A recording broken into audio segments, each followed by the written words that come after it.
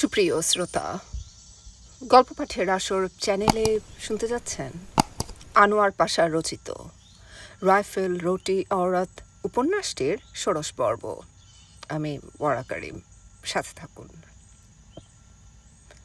সকালে গোপনে কয়েকজন সাংবাদিক এসে এই মেয়েদের ছবি নিয়ে গেছে। হয়তো ফিরোজও ছবি নিতেন। একটা ক্যামেরা তার হাওয়াই শার্টের নিচে গোপনে রক্ষিত আছে। কিন্তু গাড়ি থেকে নামতেই কেমন যেন ভয় করতে লাগলো। মনে হলো হাঙর সংকুলিত সমুদ্রে একটি ক্ষুদ্র ভেলায় তিনি বসে আছেন। হলের ভাঙা দেয়ালের পানে তাকিয়ে মাত্র কয়েক সেকেন্ড কিছু একটা যেন ভাবতে চেষ্টা করলেন।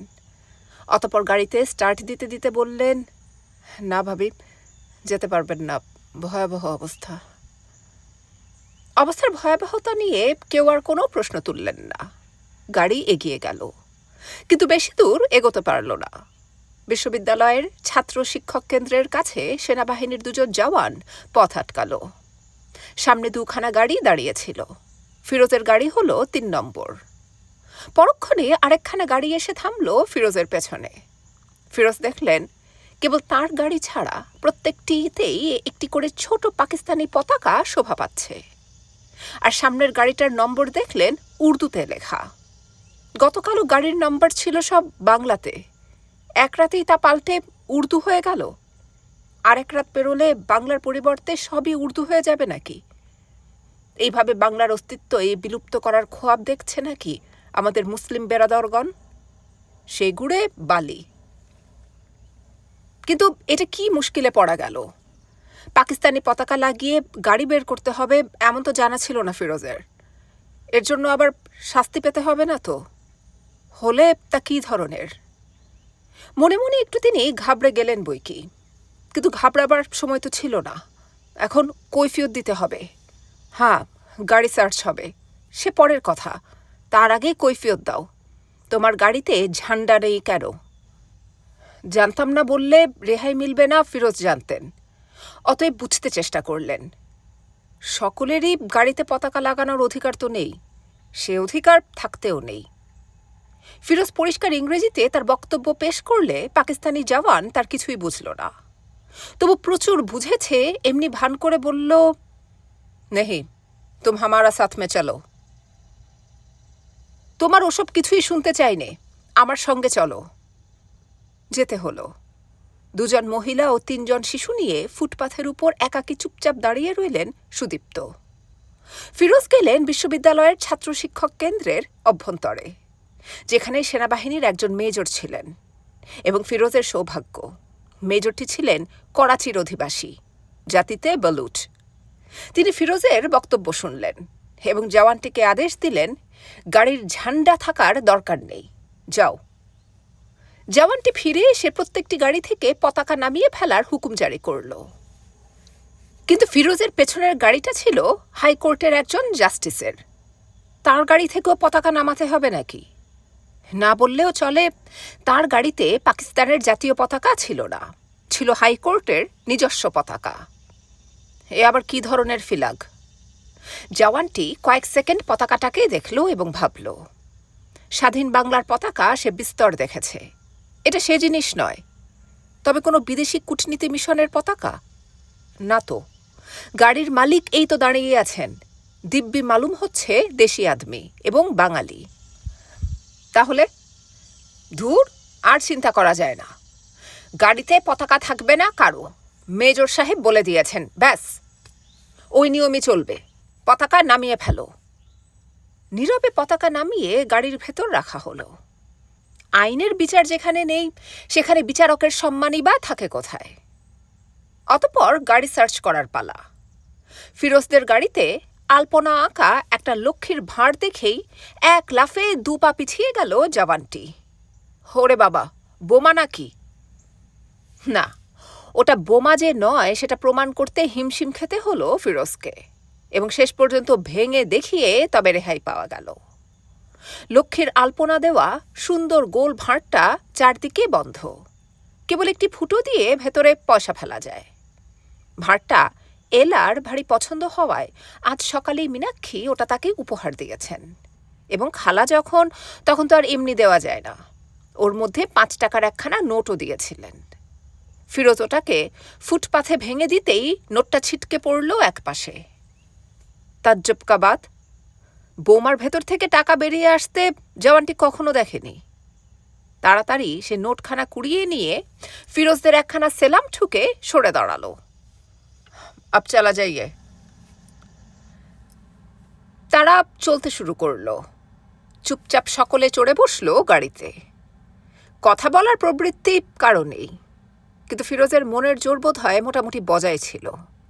নাকি সবাই যেখানে ঘাবড়ে যায় সেখানে কারো না কারো মনে কোনো একটা অদৃশ্য শক্তি উড়ে এসে বাসা বাঁধে। ফিরোজের মনে হচ্ছিল তার সঙ্গের এতগুলি নারী পুরুষকে বাঁচানোর চেষ্টা তাকেই করতে হবে। তাতে আনন্দ আছে না? দায়িত্ব ঘাড়ে এসে চাপলে তাকে শুধুই বোঝা হয়। একটা পৌরুষ তখন মাথা চাড়া দিয়ে ওঠে। পৌরুষের উদ্বোধনী পুরুষের পক্ষে আনন্দের।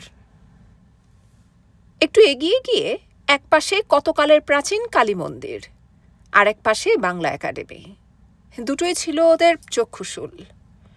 ওই দেখো না, গোলার আঘাতে বাংলা একাডেমির একাংশ কেমন ঝাঁঝরা করে দিয়েছে। মাত্র একাংশ। কি জানিস শহীদ মিনারের দুর্ভাগ্য থেকে এটা কি করে বাঁচল? কি করে এখনো টিকে রইল ওই কালীবাড়ি? অবশ্যই কালী মন্দিরের সম্মান রক্ষা পায়নি।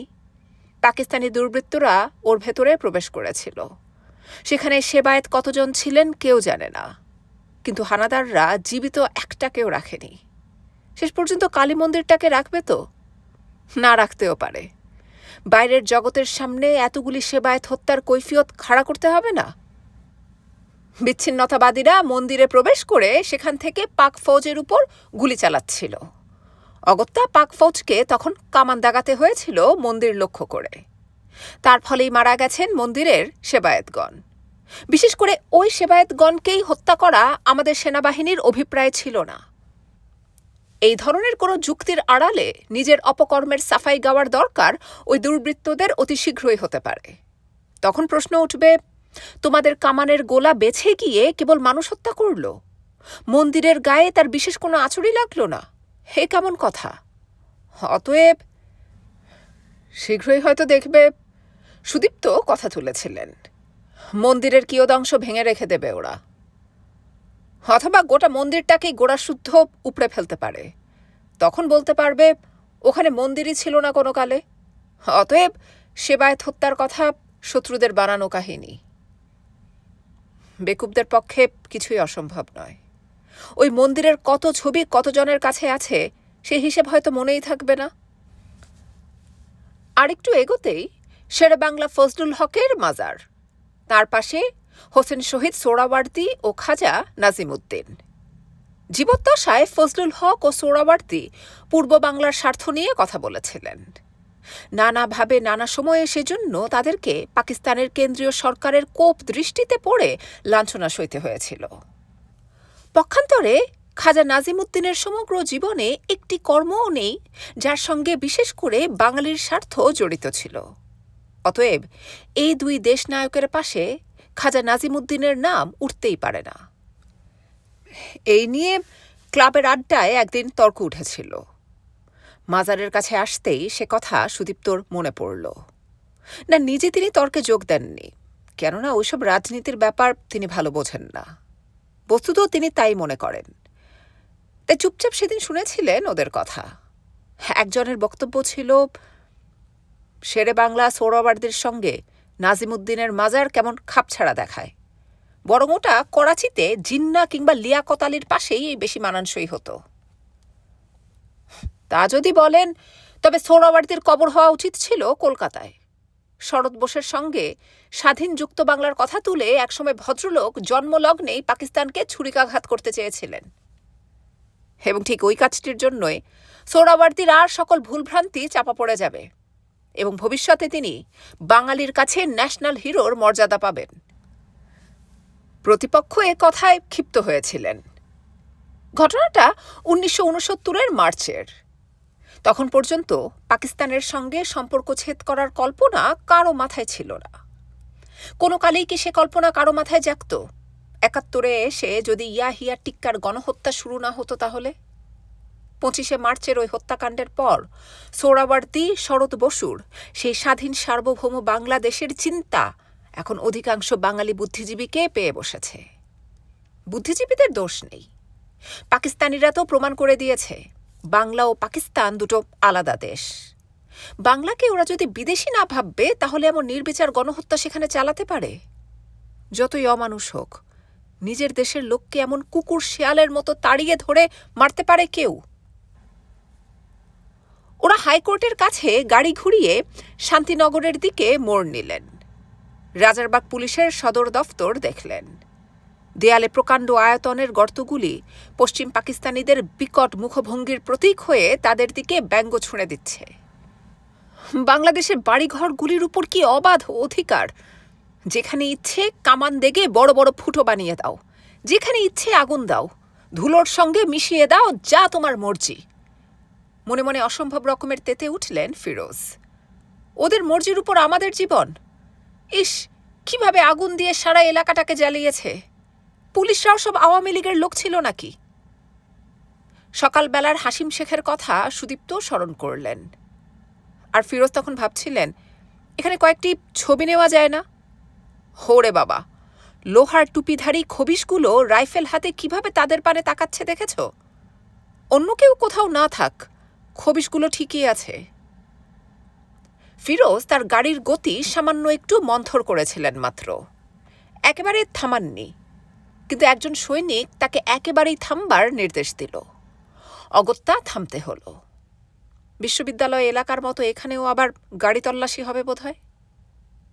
অতএব গাড়ি থামতেই ওরা নামলেন। প্রথমে নামলেন সুদীপ্ত, তারপর ফিরোজ।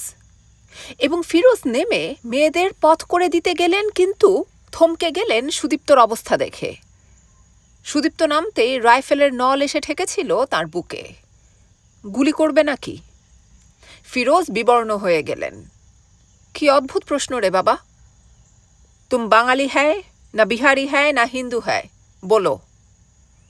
তুমি বাঙালি না বিহারি না হিন্দু? এ কোন ধরনের শ্রেণীকরণ? শ্রেণীকরণ সম্পর্কে জ্ঞান থাকে কাদের?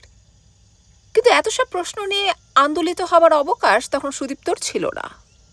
এই মুহূর্তে সামান্য ভুলের মাসুল অতি চরম হতে পারে।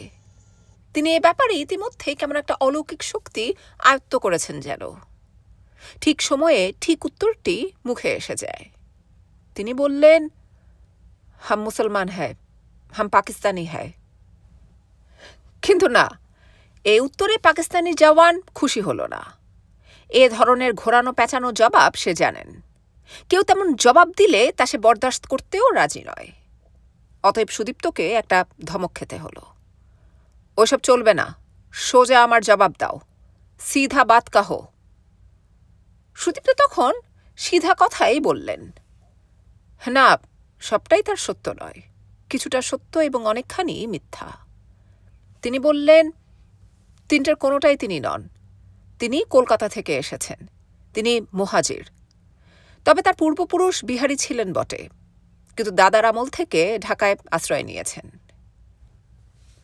আচ্ছা, ঠিক আছে, তোমাকে তাহলে এখন ছাড়া যায় মনে হচ্ছে। সুদীপ্তকে ছেড়ে রাইফেলের নল এবার প্রসারিত হলো ফিরোজের পানে। ফিরোজ আবার উর্দু বলতে পারেন না, হয়তো শিখলে পারতেন, শেখেননি।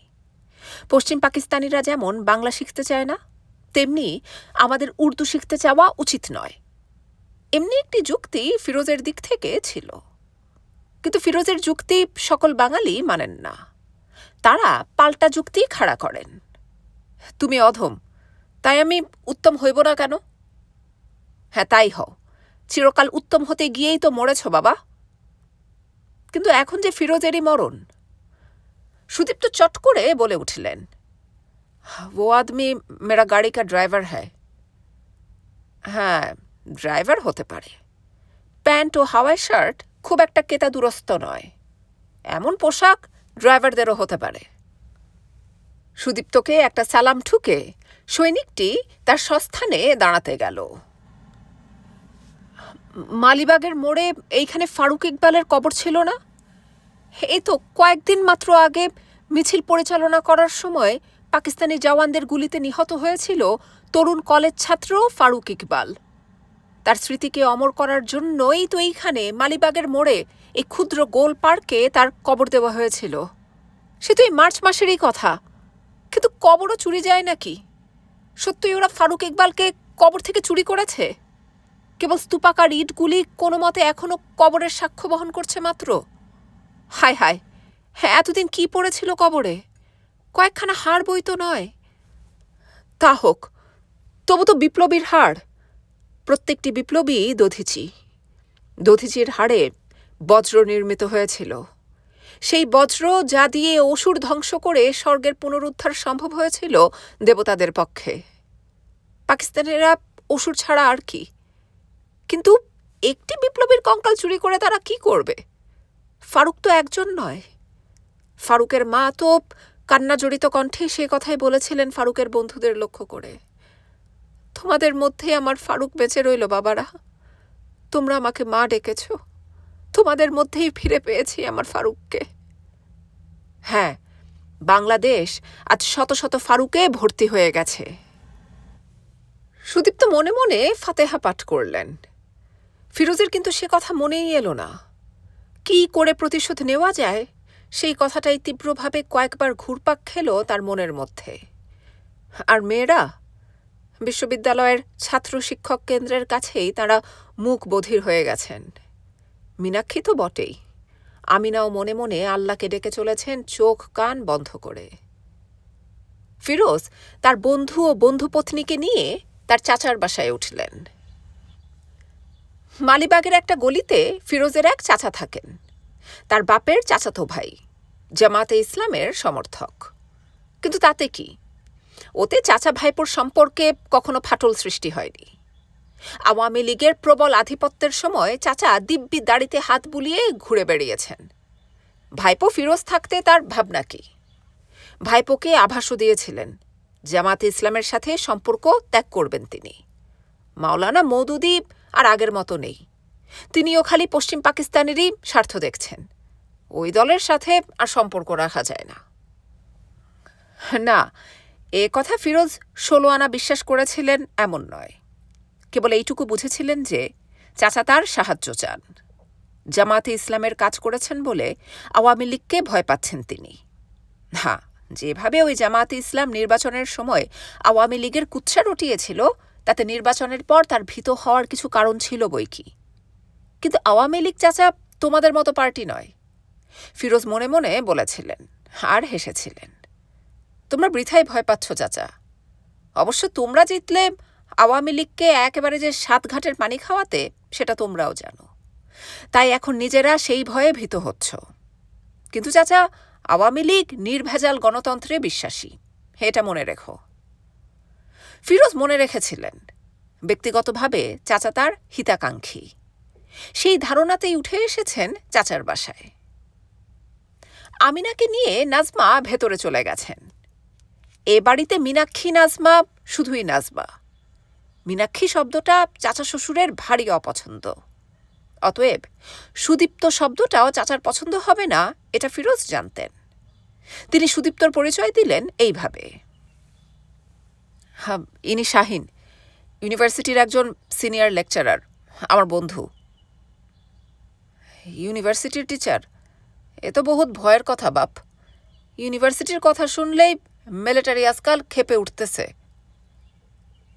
তাই নাকি?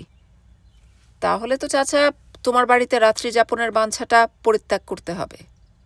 কিন্তু এসেই তো আর ওঠা যায় না। হাতের ঘড়ি দেখে নিলেন ফিরোজ এবং ঠিক করলেন 5 মিনিট পরেই উঠে পড়বেন। কিন্তু 2 মিনিট পরেই চাচা তার গাড়ির চাবি চেয়ে বসলেন। হে, একটু বাপ, যাবো আর আসবো, 5 মিনিটের বেশি লাগবে না। কিন্তু চাচা, আমরা এখনই বেরুবো। আজকের রাতটা না হয় বাপ গরিবের বাড়িতেই থেকে গেলে ক্ষতি হবে তাতে? আমার একটু বাইরে যাওয়া বিশেষ দরকার, অথচ গাড়িতে তৈল নাই। ভাইপো হয়ে আমার মুশকিলে আসান করবে না একটু? তা তো করতেই হবে। ভাইপো যখন হয়েছেন তখন চাচার সুবিধা অসুবিধা একটু দেখতে হবে বইকি। তাছাড়া একটা রাত চাচা তো থেকেই যেতে বলেছেন। হ্যাঁ, থাকতেই হবে। আজ আর পথে বেরোনোর প্রবৃত্তি নেই। অতএব 5 মিনিট কেন, 25 মিনিট কাটিয়ে আসুন না। কে বাধা দিতে যাচ্ছে? ফিরোজ চাবি বের করে দিলেন। কিন্তু চাচার গাড়ি কি কেবলই তেলের জন্য অচল হয়ে আছে? এত শীঘ্র দেশে তৈল সংকট তৈরি হয়েছে নাকি? না বোধহয়। কিন্তু সত্যই যদি এরই মধ্যে তেলের সংকট সৃষ্টি হয়ে থাকে, তাহলে বুঝতে হবে সত্যই পাকিস্তানি শাসকদের মনে বাংলাদেশকে ঘিরে কোনো দুরভিসন্ধি ছিল না। অথচ দুরভিসন্ধি ছিল। ফেব্রুয়ারি মাসেই সারা এয়ারপোর্ট বিমান বিধ্বংসী কামান ও রাডার দিয়ে সাজানো হয়েছিল কি ওর শোভা বাড়ানোর জন্য? তখন থেকেই দেশের মাশরেকি মুল্লুকে তলে তলে যুদ্ধের প্রস্তুতি নিতে শুরু করেছিল বর্বর ক্ষমতালোলুপ ইয়াহিয়া ও তার দলবল। অতএব নিঃসন্দেহে গাড়ির তেলও প্রচুর পরিমাণে মজুত রেখেছে তারা। অতএব তেলের সংকট সৃষ্টি হতেই পারে না। হ্যাঁ, ফিরোজের অনুমান সত্য ছিল। চাচার গাড়ি কিছুকাল থেকেই অকেজো হয়ে পড়েছিল। কেন থাকবে না? কিনলেন তো একখানা পুরনো ফিয়াট গাড়ি। গাড়ি যদি কিনবে চাচা, তাহলে কি অত কৃপণতা করলে চলে?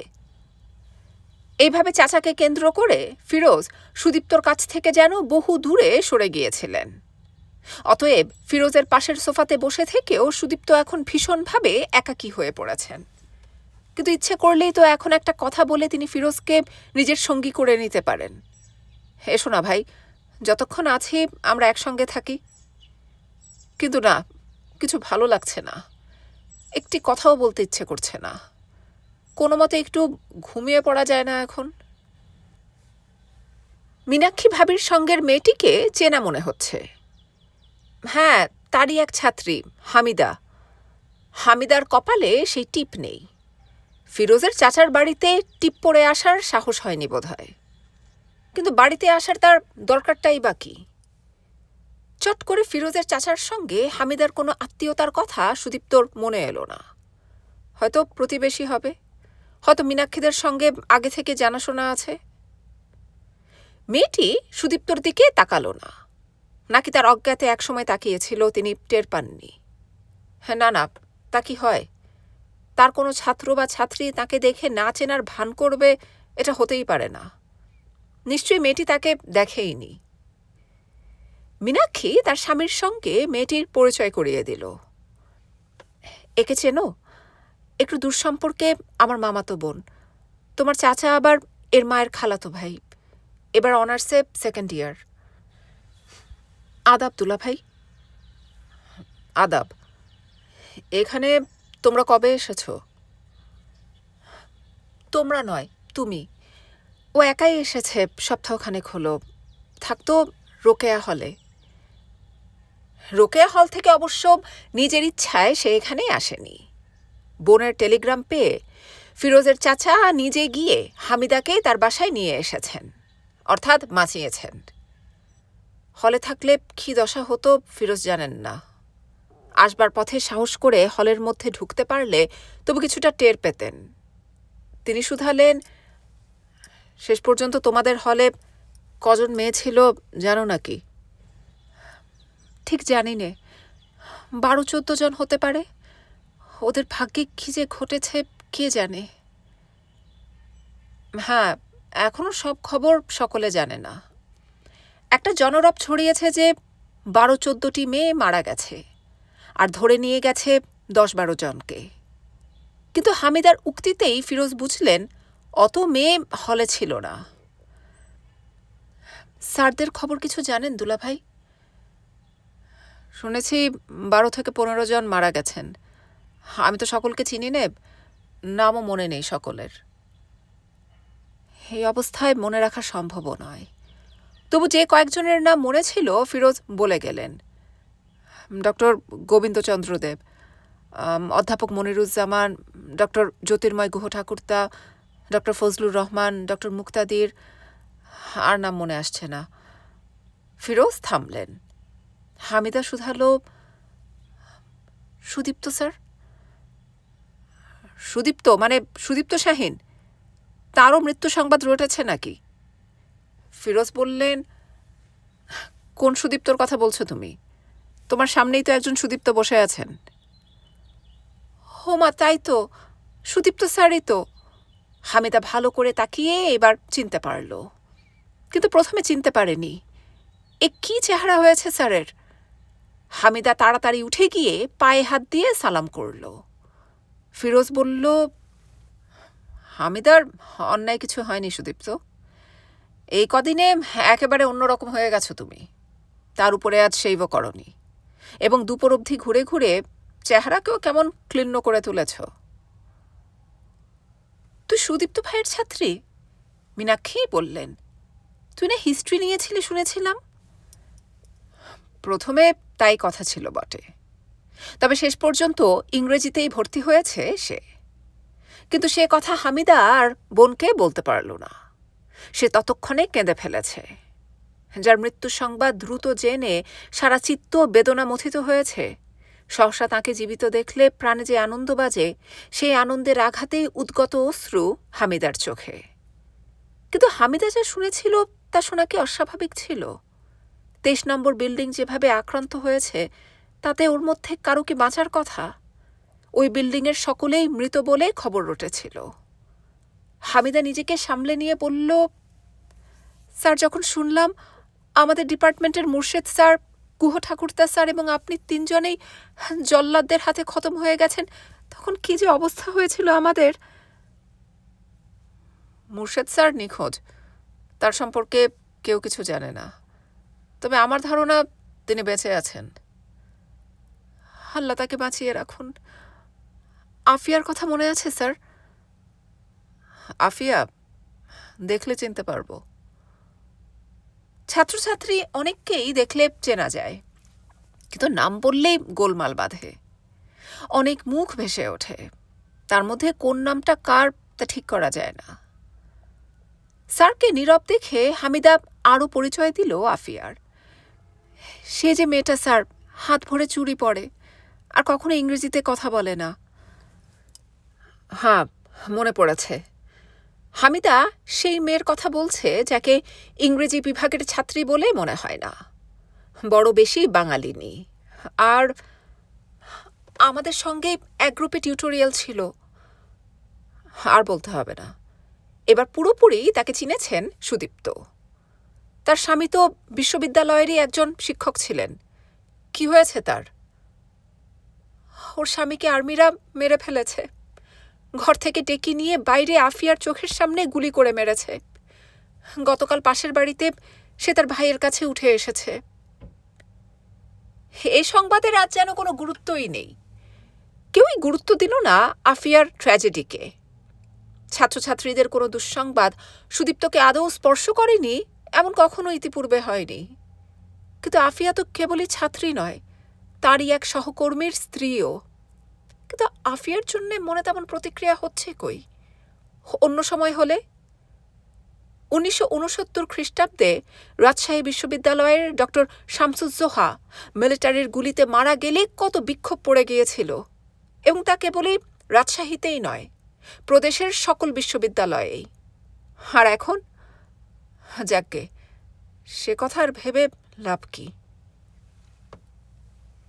সকলকে নিশ্চুপ দেখে হামিদা আবার বলল, আর সবচেয়ে দুঃখের কথা কি জানেন স্যার? আফিয়ার স্বামীর লাশ পর্যন্ত ওরা দেয়নি, কোথায় নাকি গর্ত করে পুঁতে ফেলেছে। বিশ্ববিদ্যালয়ের প্রায় সকল অধ্যাপককেই ওরা অমনি করে মাটি চাপা দিয়েছে।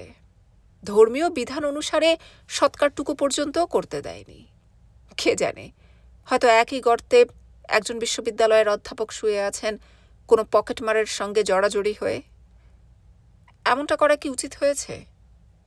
সুদীপ্ত ভাবছিলেন, আর ফিরোজ ভাবছিলেন, ঠিক ওই রকম ছাড়া খবিশরা আর করবে কি শুনি? অধ্যাপক তো কখনো দেখেনি জীবনে, দৌড়তো সেই মক্তবের ওস্তাদজি পর্যন্ত। তারপর থেকেই শুরু হয়েছে লেফট রাইট। বর্বরদের সঙ্গে একত্র বাসের এই হচ্ছে জ্বালা। জীবনের মূল্যবোধ যাদের মধ্যযুগীয়, তাদের পাশে আধুনিক চেতনাকে পদে পদে বিড়ম্বনা সইতে তো হবেই, কিন্তু আর নয়, এর অবসান এখন চাই।